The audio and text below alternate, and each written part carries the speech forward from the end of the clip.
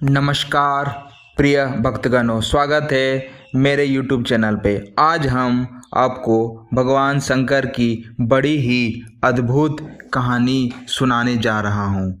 एक बार भगवान भोलेनाथ पृथ्वी लोक पर भ्रमण के लिए गए तो उन्होंने एक युवा को देखा। वह ईश्वर को दोष देता जा रहा था। वह अपने जीवन से निराश था, दुखी था। तब भगवान शंकर बौद्ध भिक्षु का रूप धारण करके उस युवा को असली दुख के बड़े ज्ञान देते हुए, चलिए इस कहानी के माध्यम से समझते हैं कि असली दुख क्या होता है, असली पीड़ा क्या होती है। अगर आप यह कहानी सुन रहे हैं तो पूरा सुनिए।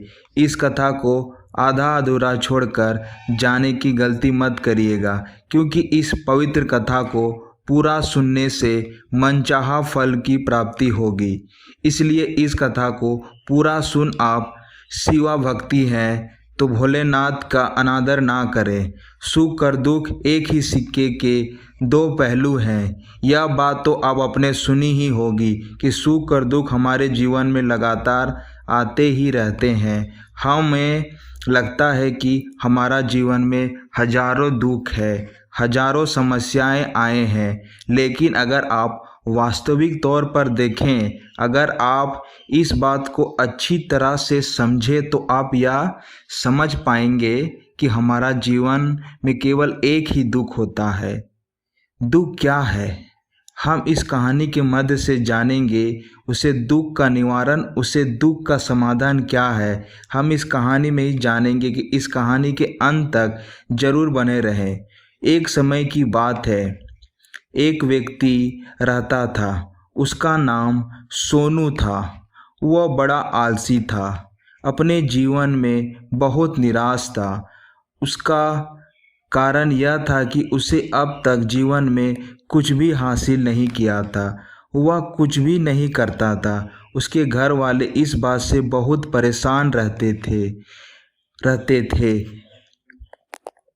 वह चाहते थे कि वह बाहर जाकर कुछ काम करे, कोई अच्छी नौकरी करे, लेकिन वह उनकी एक नहीं सुनता था। उसके घर वाले दूसरों का उदाहरण देके उसे ताना माना करते थे।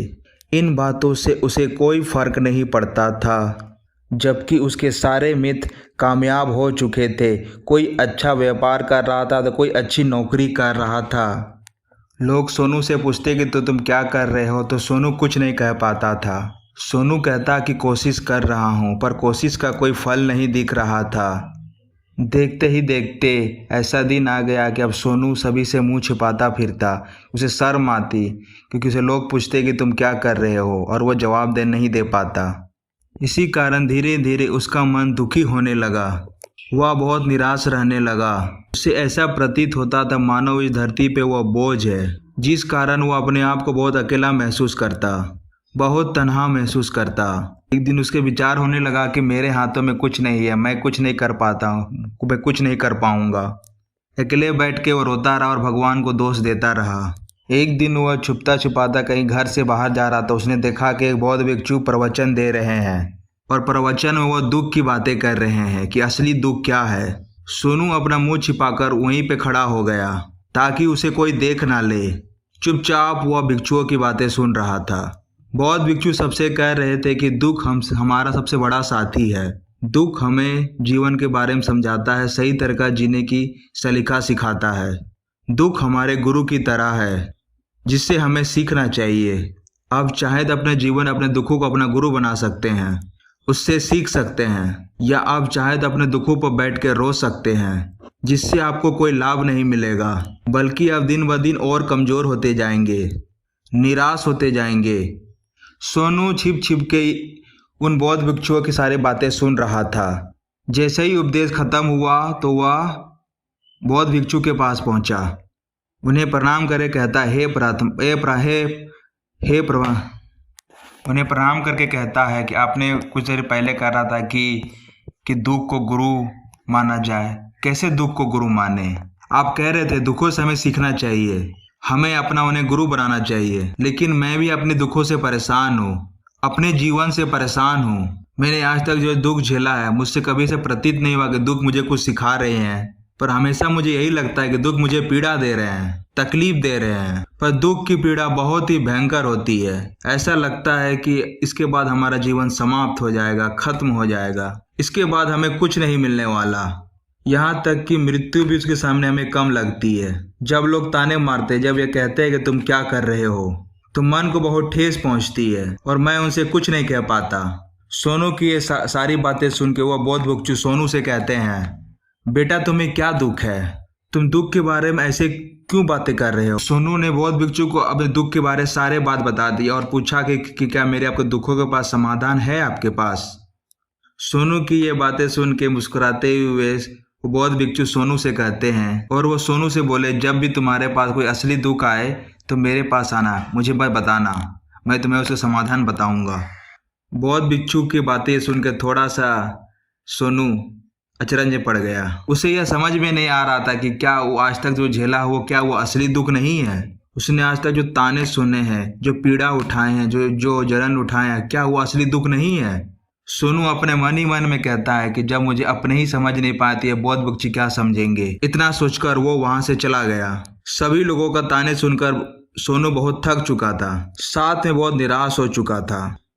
अब उसने निर्णय लिया कि वह कुछ करके दिखाएगा। उसने अपने पिताजी से कुछ पैसे लिया, उससे अपना व्यापार शुरू किया। उसके पापा बहुत खुश थे कि कम से कम मेरा बेटा कुछ करने का प्रयास कर रहा है, लेकिन उसे व्यापार में कोई सफलता नहीं मिल रही थी, जिस कारण वह बहुत ही हताश हो चुका था, वह बहुत ही निराश हो चुका था। उसे यह समझ में नहीं आ रहा था वो क्या करे, कैसे बिजनेस को आगे बढ़ाए। तभी उसके पिताजी ने कहा, बेटा कोई बात नहीं, इसी तरह से प्रयास करते रहो, आज नहीं तो कल सफलता अवश्य मिलेगी। सोनू ने अपने पिता की बात मानी, अपने व्यापार में और भी कड़ी मेहनत करने लगा। धीरे धीरे उसे सफलता मिलने लगी। फिर उसने रफ्तार पकड़ ली। देखते ही देखते 3 सालों के अंदर वह एक बहुत बड़ा व्यापारी बन गया था। अब उसके पास धन दौलत की कोई कमी नहीं थी। लोग जो उन्हें पहले नापसंद करते थे अब पसंद करने लगे, उसकी चिंता करते थे, उसकी कार्यों की सराहना करते थे। उसके माता पिता भी अपने उसके बेटे सोनू से बहुत खुश थे। सोनू की सफलता से वो अत्यंत ही प्रसन्न थे। धीरे धीरे सोनू के मित्रों की संख्या लगातार बढ़ती जा रही थी। सोनू के मित्रों ने उसे सलाह दी कि तुम्हें और व्यापार को बढ़ाना चाहिए, तेजी से और आगे बढ़ाना चाहिए, उसे और फैलाना चाहिए। तुम अभी इस नगर के व्यापारी हो, सबसे बड़े व्यापारी हो, समझो कि पूरे राज्य के व्यापारी हो जाएगा तो अभी तुम्हारे पास इतने लोग आते हैं। सोचो कि जब तुम पूरा राज्य के अमीर हो जाओगे तो कितने लोग तुमसे मिलने आएंगे, राजा भी तुमसे मिलने आएगा। और कभी ऐसा जरूरत आ पड़ेगी कि राजा को भी कि तुमसे वो धन उधार लेने आए, सोचो राजा भी तुमसे पैसा मांगने आएंगे, इसीलिए अपना व्यापार को बढ़ाओ। सोनू को अपने इस दोस्त की बात बहुत पसंद आई। सोनू ने सोचा कि मेरे मित्र सही कह रहे हैं, मुझे अपना व्यापार को और बड़ा करना चाहिए और फैलाना चाहिए, तभी तो हर कोई मेरे बारे जान सकेगा, हर कोई मुझे पहचानेगा। वो बिना विलंब किए अपनी व्यापार को तेजी से बढ़ाने लगा।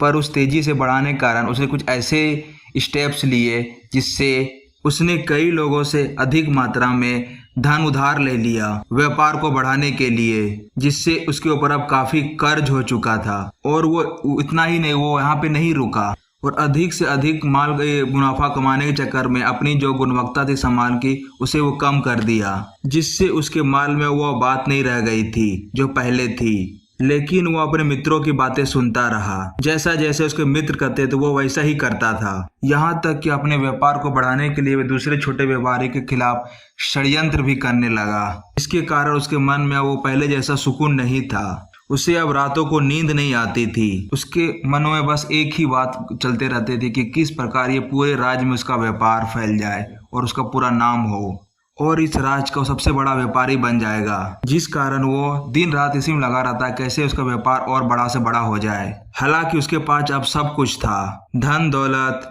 नौकर चाकर, गाड़ियां, महल, सभी सुविधाएं उसके पास थी। उसके बावजूद भी वो चीजों का वो लाभ नहीं उठा पा रहा था, क्योंकि उसे अपने व्यापार को और उन्नति पे ले जाना था। एक दिन सोनू अपने रथ पर बैठ के एक मार्ग में गुजर रहा था। तभी उसे रास्ते में एक गुरुवर का आश्रम दिखा और वो बौद्ध भिक्षु से मिल के कहा, कि आपने कहा था जब भी कोई असली दुख हो तो मेरे पास आना, मैं तुम्हें बताऊंगा उसका निवारण। मैं आया हूँ यहाँ पे, आज मैं बहुत ही दुखी हूँ। मैं रातों को सो नहीं पाता हूँ। मेरे पास सब चीज होने के बाद भी मैं उस चीजों का लुत्फ नहीं उठा पाता हूँ। उसने अपनी सारी बातें, एक एक बातें उन बौद्ध भिक्षुओं को बता दी। बौद्ध भिक्षु कहते हैं कि तुम पहले भी आए थे, तुमने भी अपने दुख के बारे बताया था। मैंने उनसे तब कहा था कि तुमने अपने दुख से क्या सीखा, तो बताओ तुमने अपने दुख से क्या सीखा था जब तुम पहले आए थे। इसके जवाब में सोनू उस बौद्ध भिक्षु से कहता है, हे महात्मा, जब मैं अपने जीवन में कुछ नहीं कर पा रहा था तब मैंने अपने दुखों से यह सीखा था कि केवल सोचने मात्र से कुछ नहीं होगा, उसके लिए हमें कुछ करना भी पड़ेगा। और केवल कोई कर्म करना ही हमें सफल नहीं बनाएगा, बल्कि उस कर्म को उस अंजाम तक पहुंचाना हमें सफल बनाता है। फिर चाहे रास्ता कैसा भी हो, फिर चाहे परिस्थितियां कैसी भी हो, फिर चाहे कितनी भी बाधाएं आती हो, फिर चाहे ऐसा क्यों न लगने लगे कि आपके जीवन में कुछ नहीं बचा, कि आप कुछ नहीं कर सकते, तब भी हौसला बनाए रखो, उम्मीद ना छोड़े, अपने कार्यों पर डटे रहे, ये सोच के कि जब तक मेरे कार्य को सफल नहीं कर लगता, जब तक मैं लक्ष्य को प्राप्त नहीं कर लेता, तब तक मैं इस कार्य को करता रहूंगा। मैं इस कार्य में अवश्य सफल होकर रहूंगा। बाकी लोग उन सफलता को मेहनत देते, उनके कर्मों को नहीं। सोनू की सारी बात सुनकर बौद्ध भिक्षु मुस्कुराने लगे। मुस्कुराते हुए सोनू से कहते हैं, बेटा, जब हमारे पास जब असली दुख आए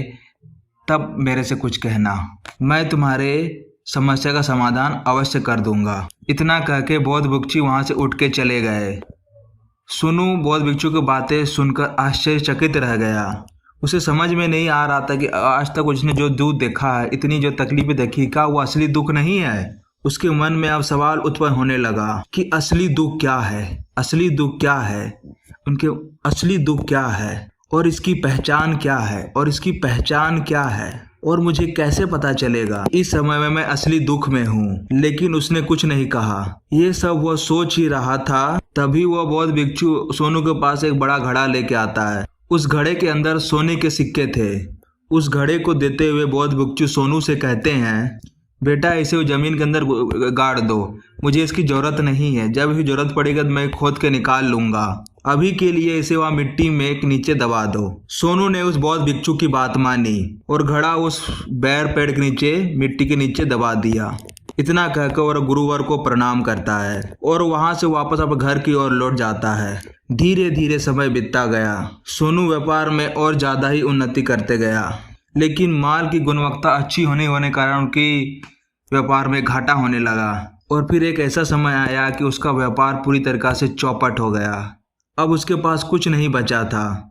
उसने जो कर्जे लिए थे उसे कर्जे भी चुकाने थे। उसने यह सोच के निश्चित था कि जो भी वो कुछ कर्जा लिया वो तो अपने मित्रों से लिया है, जिसके कारण उसे लौटाने में थोड़ी देर अवश्य कर सकता है। वह तो सोच रहा था कि उसके मित्र उसके पूरे समय साथ देंगे, लेकिन सबसे पहले उसके मित्र ही उसके सबसे कर्ज को लौटाने के लिए मांग करने लगे। तब सोनू को एहसास हुआ कि कोई भी अपना नहीं है। उस कर्ज को लौटाने के लिए मित्रों से थोड़ी सी मोहलत मांगी, पर सोनू के किसी भी मित्र ने उसे कर्ज लौटाने के लिए मोहलत नहीं दी। वे लोग उसे जान से मारने की धमकी देने लगे। सोनू अपने मित्रों के ये सब सुनकर बहुत ही आश्चर्यचकित हो गया कि वो कैसे मारने के लिए धमकी दे सकते हैं मुझे, ये तो मेरे मित्र हैं। वो जो कुछ सोच रहा था सब चीज उल्टा पड़ गया। जिस व्यापार के चलते उतने शुभ चिंतक बने थे, जितने दोस्त बने थे, जितने रिश्तेदार बने थे, सब उनसे दूर जाने लगे।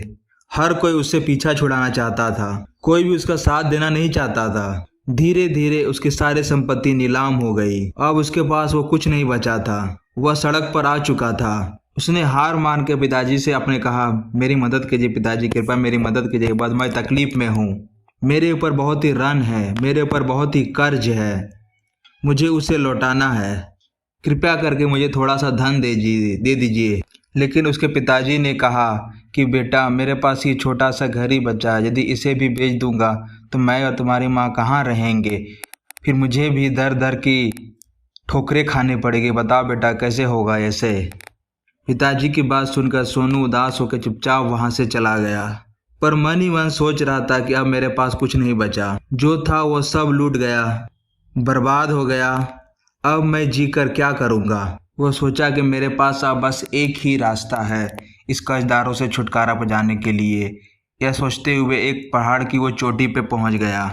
पहाड़ की चोटी के पार पहुंचा तो उसे याद आया कि बौद्ध भिक्षु ने कहा था, जब तुम्हें असली दुख हो तो मेरे पास आना, मैं तुम्हारी समस्या का समाधान अवश्य करूंगा। यह सोचकर सोनू के मन में एक उम्मीद की लहर फिर से दौड़ पड़ी।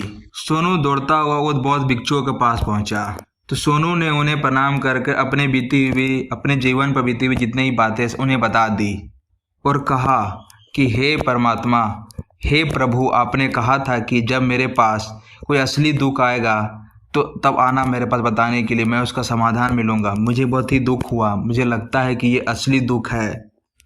तो बौद्ध भिक्षु उसका जवाब देते हैं कि बोलते हैं, बेटा कहाँ है असली दुख? जब असली दुख आएगा तो मैं बिल्कुल ही जवाब दूंगा, पर ये तो कोई असली दुख है ही नहीं। सोनू की इस बात बौद्ध भिक्षुओं की बात सुनकर सब्र का बांध टूट गया। उसे बहुत ही गुस्सा आया और उसने गुस्से में बौद्ध भिक्षु से कहा कि ये आखिर में ये असली दुख होता क्या है? मैंने आज तक जो भी दुख झेला है, जो भी तकलीफें झेली है, क्या वो असली दुख नहीं है? क्या इसे दुख नहीं कहते? तभी वह बौद्ध भिक्षु सोनू से कहते हैं, बताओ बेटा, तुमने अपने दुखों से क्या सीखा है? मैंने सीखा है कि जो लोग तुम्हारे सफलता में के साथ खड़े थे वो असली दोस्त नहीं है, पर जो तुम्हारे साथ दुख में खड़े थे वही असली दोस्त हैं। जो तुम्हारे सफलता के साथ रहते हैं वे जब दुख आते हैं तो वो साथ नहीं देते हैं।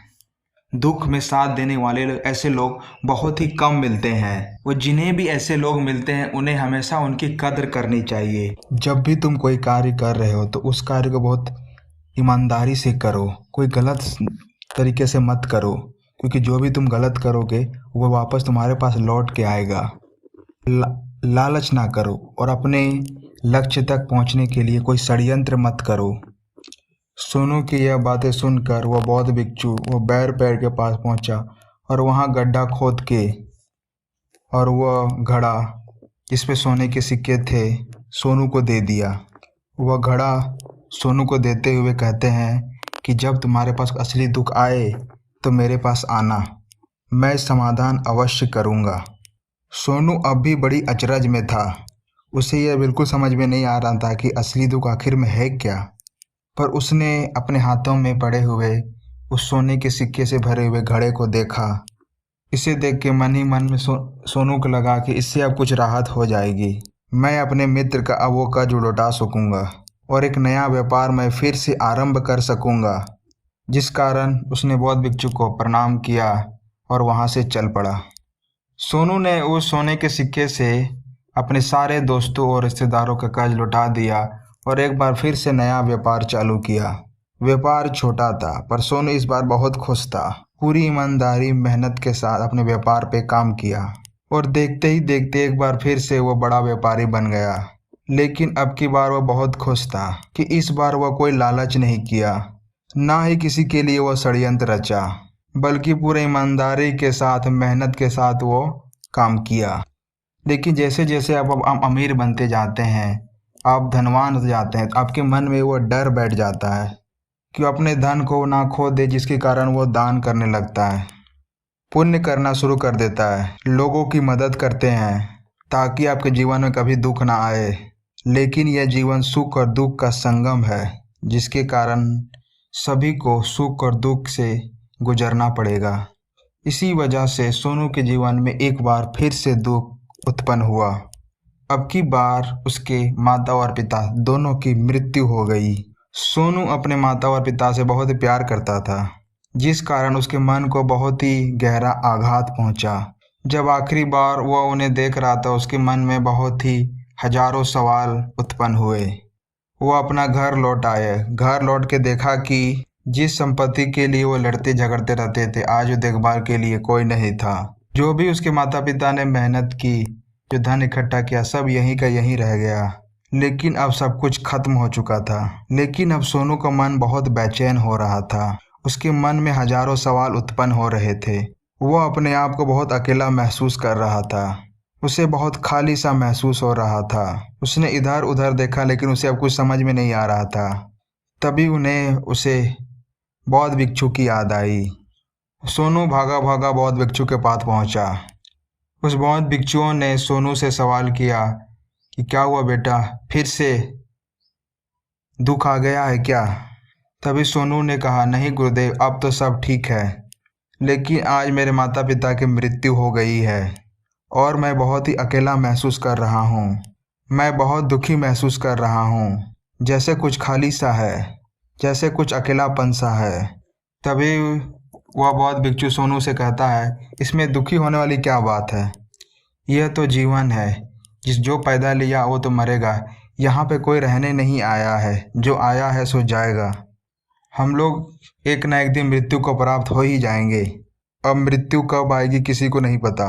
हो सकता है कि तुम्हारी मृत्यु कल ही हो जाएगी, या आज, या फिर अभी ही।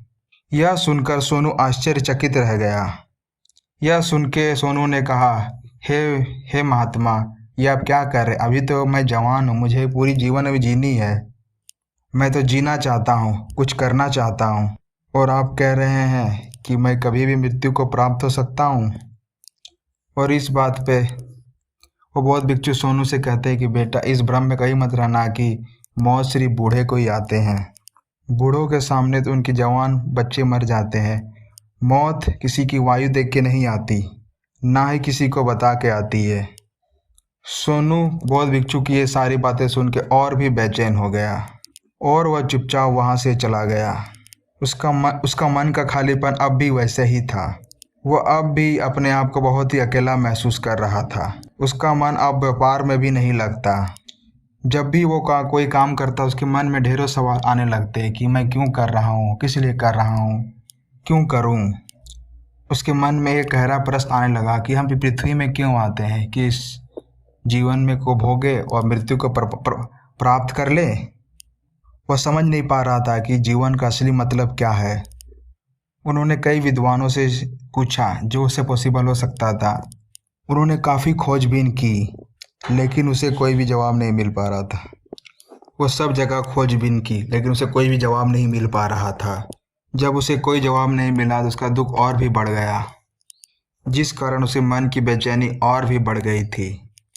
उसे बिल्कुल समझ में नहीं आ रहा था कि वो क्या करे, कहाँ जाए, किससे पूछे। तभी उसे बौद्ध भिक्षु की याद आई। वह एक बार फिर से बौद्ध भिक्षु के पास पहुंचा। सोनू ने अपनी मन की सारी बातें उस गुरुवर को बता दी। वह बौद्ध भिक्षु मुस्कुराते हुए कहता है कि बेटा, तुम्हारे जीवन में आज पहली बार असली दुख उत्पन्न हुआ है। वास्तव में तो यही है जिसे हम दुख कह सकते हैं, जो दुख कहलाने लायक है, कि हमें पता ही नहीं हम क्या कर रहे हैं, हम कहाँ जा रहे हैं, क्यों जा रहे हैं, किस लिए जा रहे हैं, वो कौन है, हम क्या हैं, हम क्या करना चाहते हैं। तभी सोनू ने कहा उस महात्मा से, हे महात्मा, मेरे इस दुख का समाधान कीजिए, मुझे इस दुख का निवारण दीजिए। तभी वह बौद्ध भिक्षु सोनू से कहता, हमारे अंदर बहुत सारे वासना है, क्रोध है, लालच है, हमारे अंदर घर करके बैठ जाती है, जिस कारण हम अपने जीवन को टुकड़ों में जीते हैं और हमारी चेतना कभी एक नहीं हो पाती।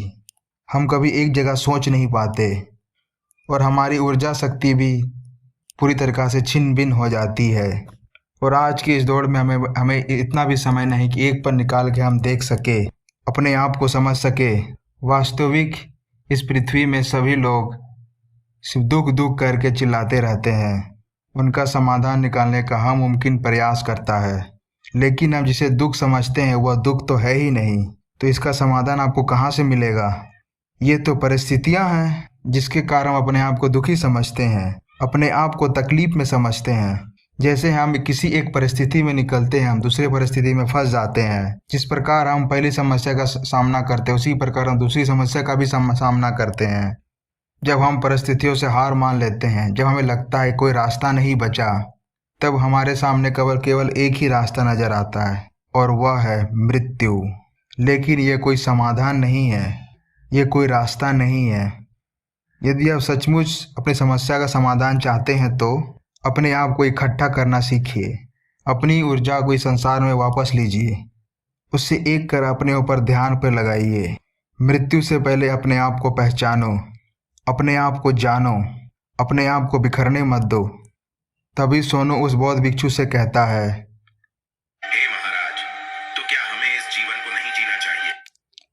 तब उसे बौद्ध भिक्षु से कहता है, क्या महाराज ये जीवन हमें नहीं जीना चाहिए? क्या हमें अपनी इच्छा को नहीं पूरा करना चाहिए? तभी वह यह बात सुनकर सोनू को जवाब देता है बौद्ध भिक्षु, हमें किसी से भी लगाव नहीं रखना चाहिए, हमें अपनी इच्छाओं को मार देना चाहिए, हमें संपत्ति इकट्ठा नहीं करनी चाहिए, संपत्ति का इस्तेमाल करना चाहिए, क्योंकि हमें मनुष्य की इच्छाएं, कामनाएं, वासनाएं ऐसे होती है जैसे मानव की पर्वत से गिरता हुआ झरना, इस पर किसी का नियंत्रण नहीं है सिवाय देखते रहने का और परेशान होने के लिए। लेकिन जब तुम अपने आप पर ध्यान देने लगते हो तो तुम पहचानने लगते हो, समझ जाते हो, तब तुम इस पर नियंत्रण पा सकते हो। तब इच्छाएं भी तुम्हारे वश में होती है और तुम चाहो तो उस इच्छाओं की पूर्ति अवश्य कर सकते हो। गुरुदेव की सारी बातें सुनकर गुरुदेव से कहा, हे महाराज, आपका बहुत बहुत धन्यवाद, आपने मेरी सबसे बड़ी समस्या का समाधान कर दिया। मैं आज से अपने आप को एकत्रित करूँगा। मानव शरीर में बहुत ही ऊर्जा है, पर वो बेकार कामों में लग जाती है, जिस कारण हमारा जीवन बेकार की चीज़ों में चला जाता है। लेकिन कभी भी हम इस पर अपना ध्यान नहीं देते हैं, हम कभी भी अपनी ऊर्जा को केंद्रित नहीं करते, अपने ऊपर कभी ध्यान नहीं देते। हमारा जीवन भी कुछ ऐसा ही है, हम भी अपने जीवन में हमेशा ऊपर वाले से सवाल करते रहते हैं कि हमारे जीवन में इतना दुख क्यों है। हमारे मन में यह सवाल तो अवश्य उठता है। ईश्वर यही चाहता है कि हम अपने जिंदगी में असली दुख तक पहुंच सके, उस गहराई तक पहुंच सके जहां यहाँ तक बात पहुंच सके कि हमने अभी तक नहीं जाना है अपने आप को नहीं पहचाना। मानव शरीर के अंदर जो ऊर्जा है, शक्ति है, उसे अभी तक नहीं जाना।